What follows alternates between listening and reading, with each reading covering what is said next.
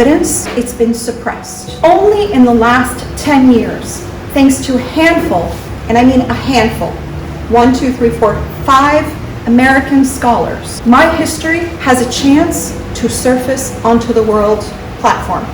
As of today, in front of you, global network.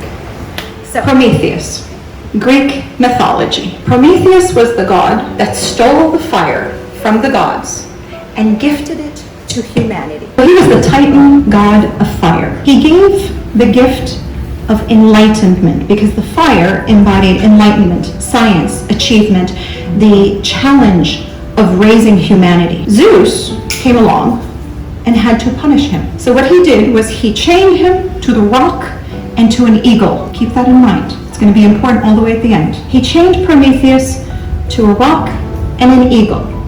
Where? Was it in Greece? Was it in Europe? No. I absolutely guarantee none of you know the answer to that.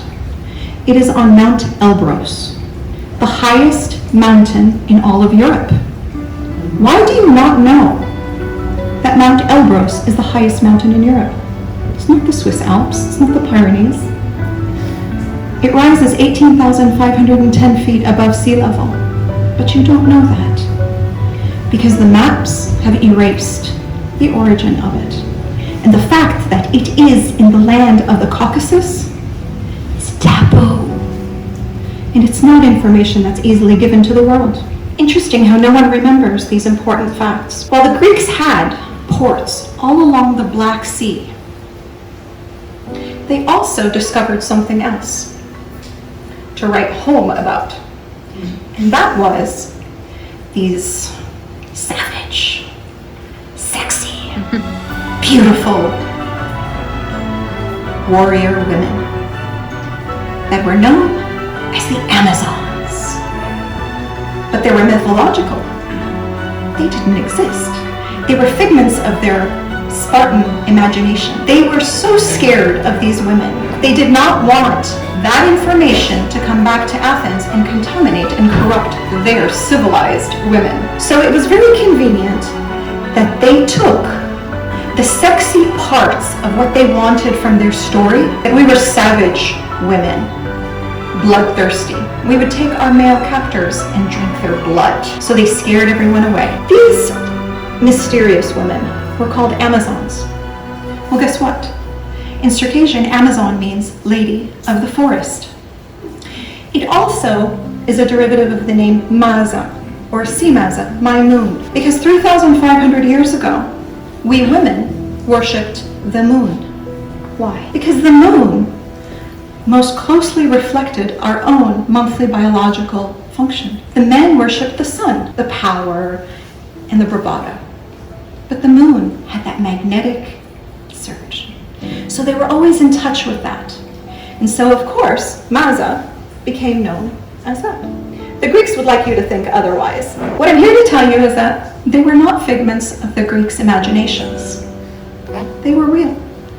Because what you are looking at is a 100% pure breed descendant of the Amazons. We survived. So despite the Greeks, all the way down to Hollywood, to the Wonder Woman series of the woman with the golden belt that the Spartans tried to strip her of and take away her powers. Sounds vaguely modern to me.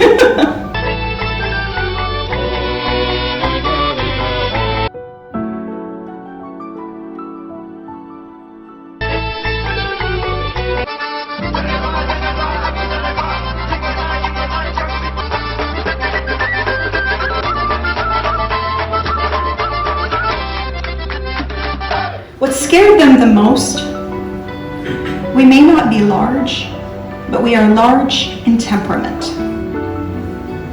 Don't make me angry, Michael. Don't make me angry. Because when you do, you may see what is considered a trance-like fury called berserk. A Circassian word. So from your Indo-European languages, it actually comes from the Proto-Indo-European languages of the Circassians. On your table, there's a lot of chocolate. Give me the chocolate and no one gets hurt tonight. old as chocolates. Give me all the chocolate and nobody gets hurt, and you don't need to see an Amazon and fight tonight. Let's go back to understand the geography. So I'm going to just draw a picture for you. Europe on this side, Asia over here, Russia all the way on the north, Turkey, and the Middle East. Right here, in the cradle, between the Black Sea and the Caspian Sea, is the Caucasus mountain ridge. This is the area that we are talking about that has virtually been erased from history. In fact, unless you were really paying attention to the Sochi Winter Olympics, you would not have known that my people were petitioning, rioting, advocating, revolutionizing, even the United Nations in New York. We were protesting the Sochi Olympics stadiums being built on the mass graveyards of the largest genocide in European soil in modern times. But you don't know that, do you? No, we are not media masters. Imagine what it felt like for us to see the Olympic torch coming back to our land. The land where Prometheus gave light and fire and the torch of humanity to the world, and they are taking the glory. Meanwhile, while we savage Amazons, us women, were fighting our battles with our men around a fire pit. Remember that fire pit, because that fire pit is the same as the round table of King Arthur, Camelot, and the Celtic lore. So imagine what it felt like for us to have been raped of our dignity and our history over and over again, and watching the Olympics celebrate the athleticism and the bravado of human accomplishment on the land that was the origin of the Proto-Indo-European nation. We were silenced. It was a tough pill to swallow. So on those mountains, you have to understand, it was all hands on deck all the time. So we women performed. We were egalitarian. We were equal to the men. We were on the horses. So at 2 years old, 3 years old, my culture takes 2-year-old girls and puts them on horses just like they do the men, the boys. And as they train them in the archery, when the Greeks saw that, they saw these huge women on huge horses, and they magnified that in their minds. And that's what they saw as the giant Amazons. Because if you take a young girl and a young boy, train them for years, their physical strength is the same on a horse.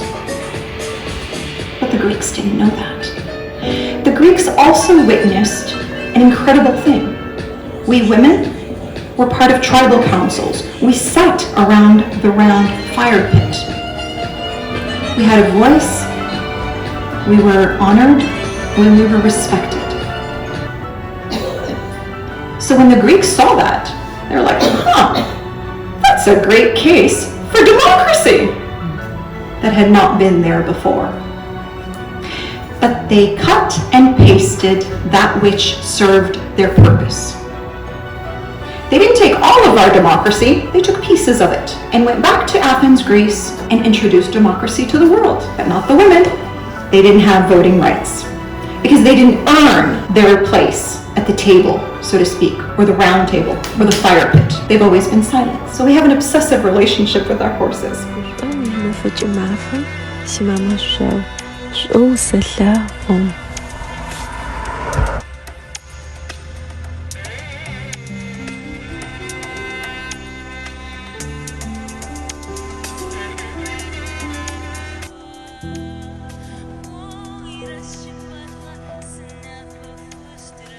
As for the golden belt of Wonder Woman, you can see it in almost all of our costumes, and you'll see some of our dancing.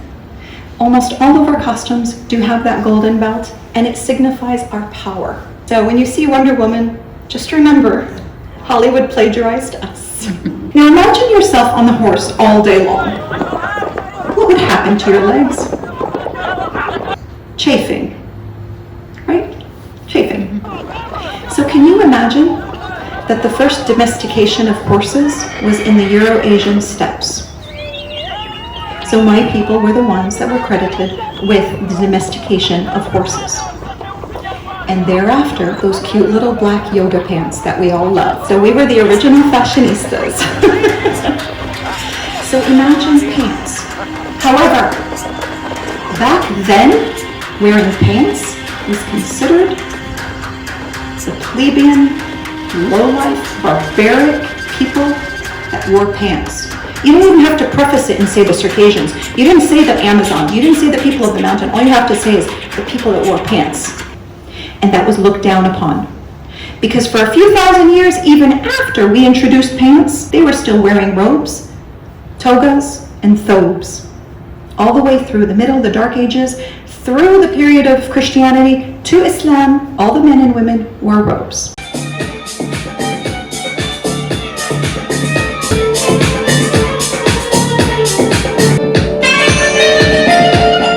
We didn't have industrialized weapons. However, our rich area and rich land, they took the resources from our culture and our land, the walnut trees that created the longest barrel rifles. The oil from the Caspian Sea was where Alfred Nobel started his financial empire. Then he started using the walnut trees to create the long rifle barrels. Ironically, it was our natural resources that were taken away from us that actually came back to kill us. That's called pillaging. May 21st, 1864 is a day that every Circassian honors, signifies, and it's a day of mourning for us. That was the last day of exile, and that was when we were finally pushed out after the genocide and we escaped. Only about 500,000 Circassians remained in the Caucasus. From those 500,000, Stalin was kind enough to come along later on and do some more ethnic cleansing of house. The diaspora of the rest of us that went out, we ended up in Europe, Turkey, and the Middle East. My family happened to end up in Syria. My grandfather studied medicine in Turkey and served in the Ottoman Army Empire in Turkey and created a medicine, which now is what I'm selling, the Bjedujh. He had really bad eczema on his face. It was everywhere. It was very noticeable and a very huge insecurity of mine. What would happen at school? People would tease me and say, you don't have hands that can do stuff and stuff like that. I tried so many creams, so many things. There was absolutely no hope. There's a little known fact about my company, Bjedujh, and that is that my grandfather, who was a doctor, a Circassian doctor who migrated out of our homeland of Caucasus to the Middle East, and he studied medicine in Turkey and finally settled in the Golan Heights of Syria, where he actually created 5 different medications, and of which one of them happens to be Bjedujh. And I am so honored because in the last 10 years I've spent my life resurrecting something that could have been lost forever, and this is part of our culture and this is part of my Circassian heritage, and I am so honored to share Bjedujh with the world, because if it helps people know that there's a community called Circassians and they are honorable people, and that there was a scholar, and that was my grandfather, and he was able to do something like this, and now hundreds of thousands of people all over the world are able to benefit from something. It's the ultimate honor, and for me, I feel like I am maintaining both my grandfather's heritage as well as my cultural heritage, and I've done that through Bjedujh, and I'm so honored and I feel blessed. So I just wanted to share that with you. What's amazing about Bjedujh is the proprietary blend of all natural ingredients that go into every jar. No alcohol, preservatives, or toxins, certainly no hydrocortisone. The customers prove that Bjedujh works for eczema.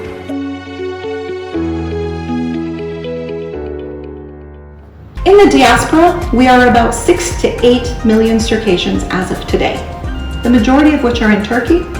There's a good population here in Southern California, New Jersey, Syria, Jordan, Israel, and tonight I had the pleasure of meeting Sherry Carmichael, and she actually is from Caucasus, my homeland. So it was such an incredible honor tonight for me to actually meet someone here. So thank you. And that's a rare thing, because in all of my years, in my 50 years of being in the United States, it was really hard to be invisible. There was never any information about us. Even when I looked up Encyclopedia Britannica, it would have the sexual exploitation of the Circassian women. They were stunningly beautiful and exotic features of the Euro-Asians, and they had the color of the Euro and the exoticness of the Asians.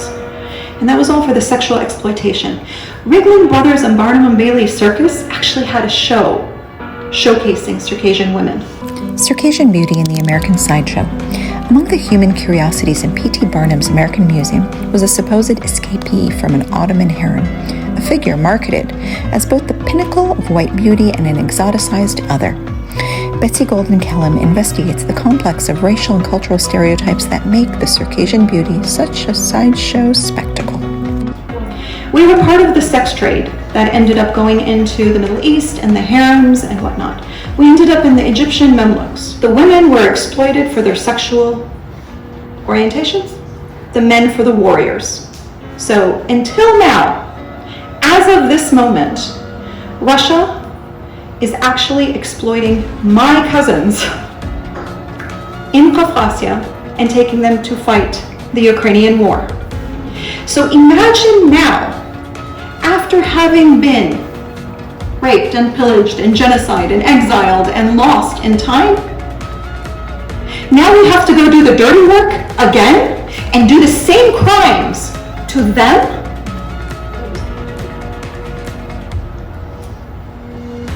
It's killing us. We've had a hard time in the last few years, but because of the internet and because of these 5 amazing scholars, these American scholars, everything's changed.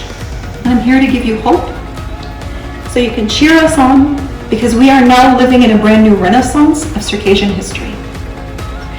So it all started with Dr. Adrienne, a Stanford anthropologist. She was at the New York Museum of Metropolitan Art. There was this vase. It was called the Goose Vase.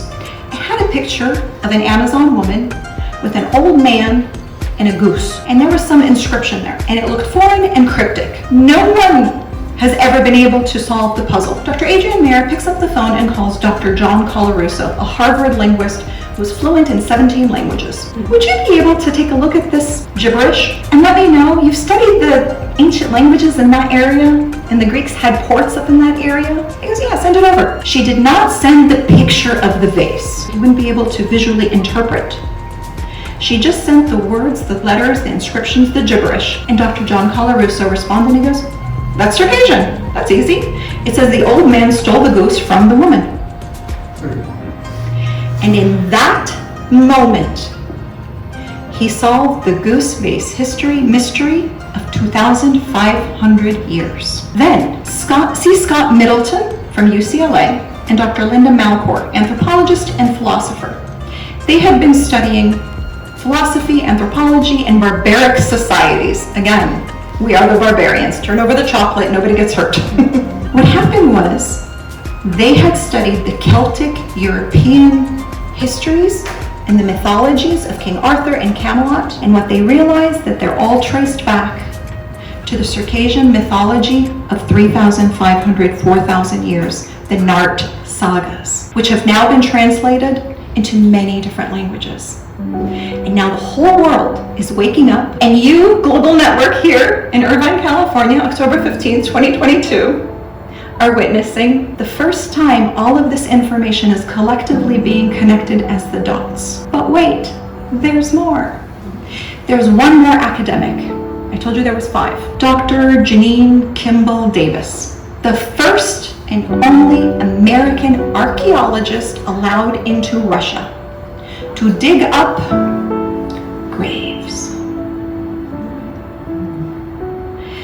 She dug up 1,000 graves. This is only because she had the access to the technology that Russia did not have. They had no idea what she was going to find. If they did, can we all agree that they would not have let that happen? What she found was grave sites and burial mounds of women, warriors, buried with their armor and their pants and their horses, proving that the Amazon warriors did in fact exist. In fact, the details of the science were so incredible because of the latest in DNA technology that only happened in the last 10 years. They were able to see wounds on the skulls of these women. But these are the wounds that did not cause their death. That means they were professional soldiers. They went back and forth, and then they died for different reasons. Now, beyond a shadow of a doubt, you can say you met a Circassian warrior princess, descendant of the homogeneous region of the Caucasus, Caucasia, Circassia. We existed only because of these 5 scholars that have changed the course of my people's history. Now are here. But I want to say one last thing, and that is, my history does not take away your history. Just because we instinctively had an inclination towards democracy and egalitarian cultures, that does not mean it takes away anything from you. What it does is it adds to your history. The only thing we ask is please don't erase our history.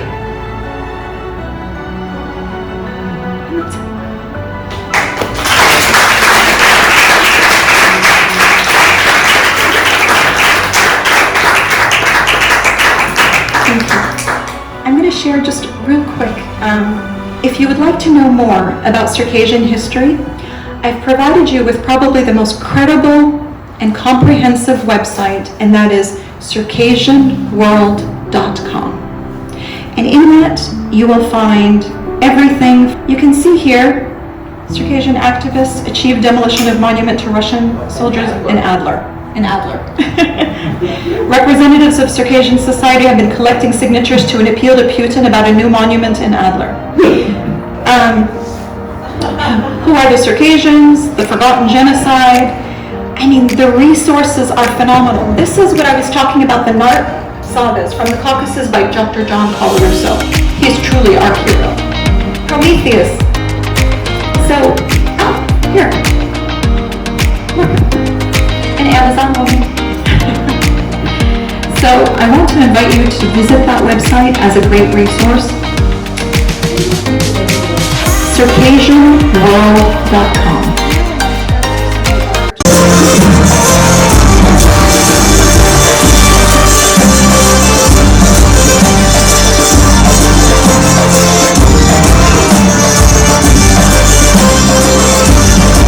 So as you can see, I like to interpret. Look at the golden belt. Look at the royalty. We wear our armor. Never does a Circassian man walk out without his armor. The respect and the dignity. The fancy footwork represents horses. But our wings represent the eagles. So our dancing all has to do with that machismo bravado. Because everything was about the war dance. Everything was about showcasing our strength.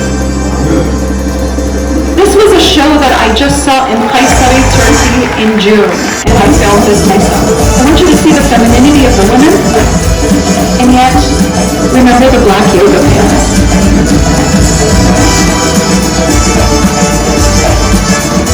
Please do not mistake the Cossacks for Circassians. They were truly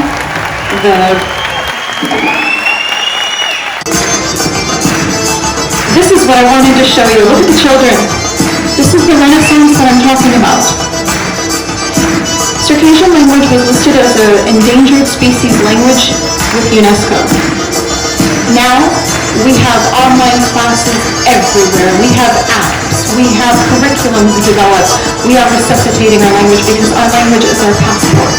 Because we don't live in our homeland. And now this just came through yesterday, and I added the subtitles last night. What is the meaning of the dancing?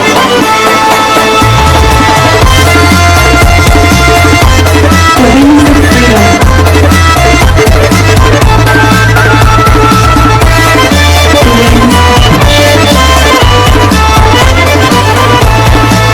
The wings of loyalty. Some of the young people more loyal than us. Blind, stupidly loyal.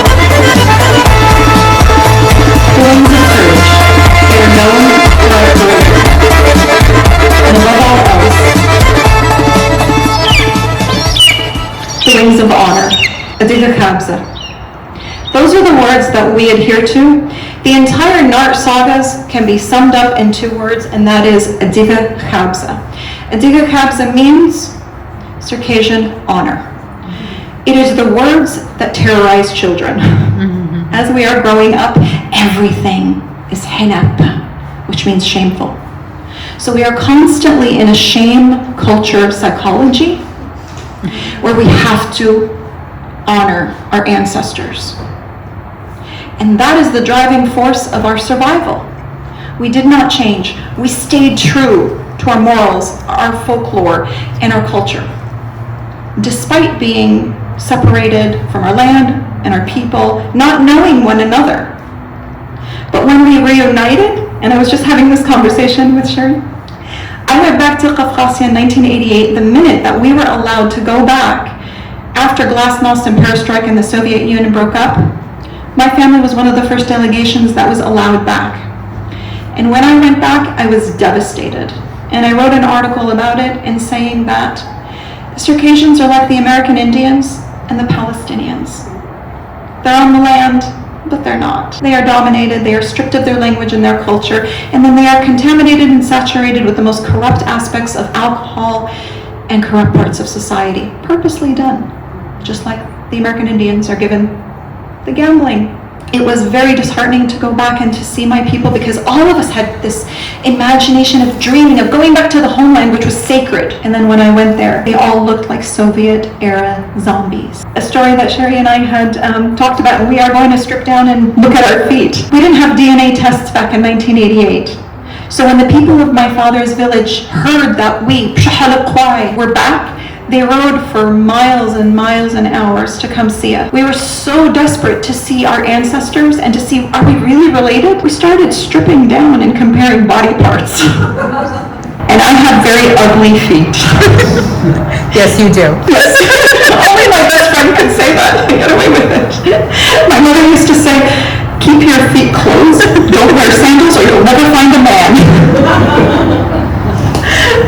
Anyway, Sherry and I have agreed that we are going to look at each other's feet, and she has size 9.5, I have size 9.5, and we think that we are related. So thank you, Global Network, for reuniting me with a sister Circassian from Caucasus, and for allowing me to resuscitate my culture to you. And again, you are the first witnesses of this.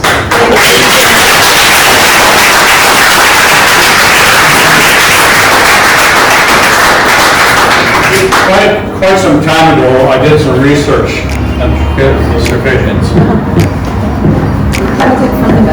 And your presentation brought a lot of it back. Back to the round table and the circle of elders, so to speak. The way the Russians treated you and how they tried to conquer you, and finally they deported a bunch of you because they were so afraid of you. And also how many ended up in Turkey, Syria, and Lebanon, and assumed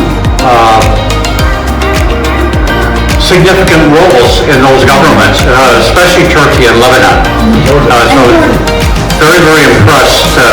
I was involved with this operation that did some charity work in Lebanon, and the Circassians were there. I mean, so it's really an impressive group in how you maintain your culture and how you integrated yourself into other countries and the respect that you gained there. Sadly, maybe not enough respect in Russia, but in the way they treat you, I can understand. It's kind of like almost what they're doing to Ukraine right now. But anyway, so thank you very much. I really enjoyed it. That's fun.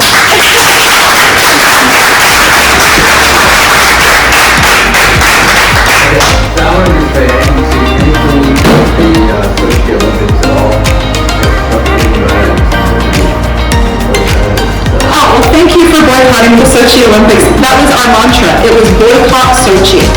So you boycotted it in kindred spirit for us. Right. No. Thank you. Most of the Olympics, but anyway, I think it was a botched up Olympics, actually. I just told myself. Yes, the corrupt list.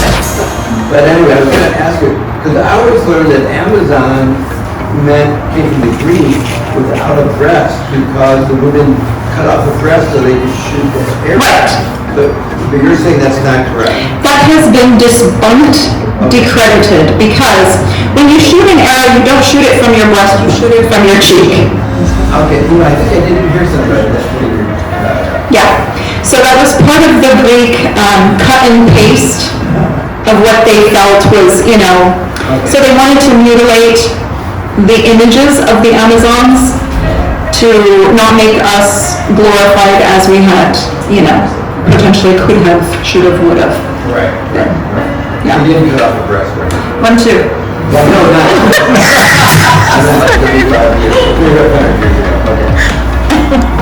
No. Yes. So when we were at the Hermitage in Leningrad, or St. Petersburg, there's a section of it that's it's an extra thing, and it's a special thing. It's called the treasure vault, and I wanted to go to see the treasure vault. And there is one guard for each 2 people that accompanies you when you're going through the treasure vault. The reason why I'm sharing this with you is because a large percentage of what's in the treasure vault is from Central Asia. And I get goosebumps, he was there, and there's the oldest recorded painting in human history on metal was a vase which was 6,000 years old, and it was the Elborz Mountains. And the Elborz Mountains, as you know, it stretches all the way the range, the Caspian Sea, and I grew up with looking at it every morning. Right, it's got a double peak. That's right. So,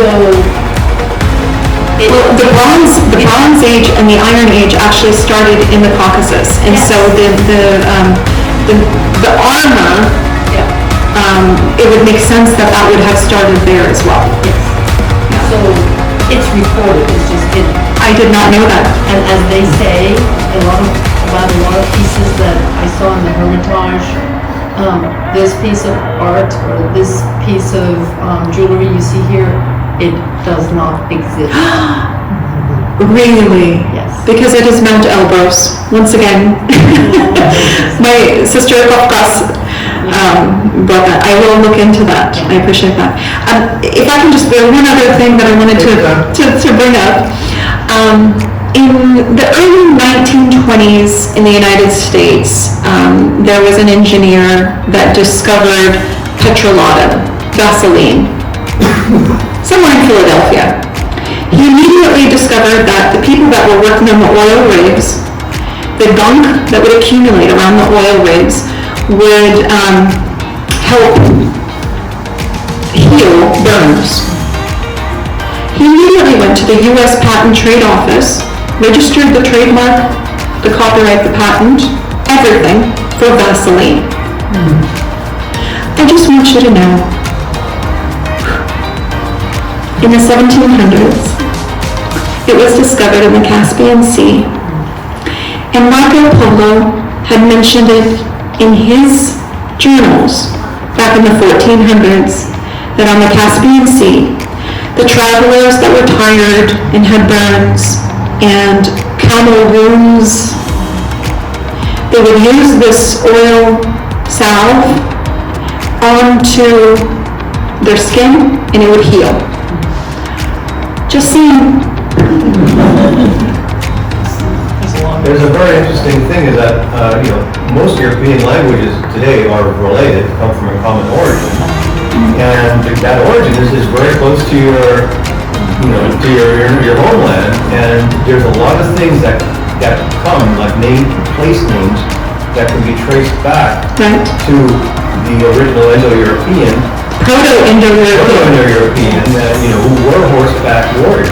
Yes. Just like the Circassians. Yes, and in fact, right now, because UNESCO listed our language as an endangered species language, there is a vested interest in resuscitating it because of the science and the amount of linguistic richness that it offers, in discovering all the other languages. And so now they're realizing it. So before, we were stripped away of our language, and it was illegal for us to even speak our language, even in Turkey, even in Syria, even in some of the other cultures, we were not allowed.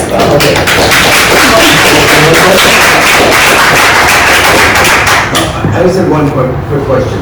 Okay, so I see you're writing everything in Latin script, but somehow or another I feel as if you don't really use the Latin script.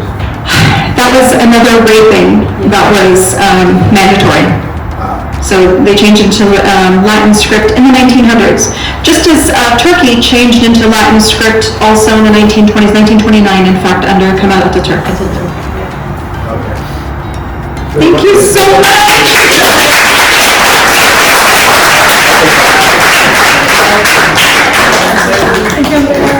Thank you so much.